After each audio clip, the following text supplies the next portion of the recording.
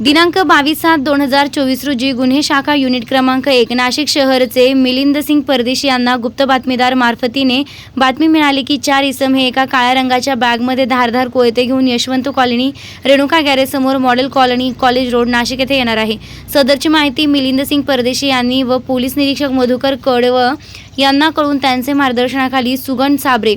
धनंजय शिंदे, रमेश कुळी, आप्पा पानवळ, मुक्तार शेख, राजेश राठोड, अमोल कोष्टी व किरण शिरसाट अशांनी वरील इसमांना यशवंत कॉलनी, रेणुका गॅरेज समोर, model colony, college road, Nashik येथून शिताफीनं पकडून ताब्यात घेतलं। सदर इसमाचं नाव राहुल गौतम वाघमारे व विधी संघर्षित बालक 3 असे असल्याचं समजल्यावरून त्यांच्याकडून 2000 रुपये किमतीचे 4 धारदार कोयते हस्तगत करण्यात आले असून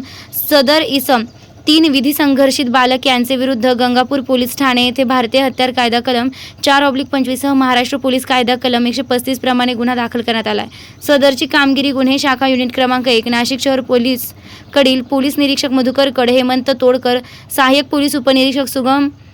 सांबरे, शरद सोनोने, धनंजय शिंदे, रमेश कोळीस, महेश साळुंके, मिलिंद सिंग परदेशी, आप्पा पानवळ, मुक्तार शेख, राजेश राठोड, अमोल कोष्टी व चालक किरण शिरसाट अशांनी केलेले आहे। स्टार लक्ष मराठी न्यूजसाठी रफिक सय्यद।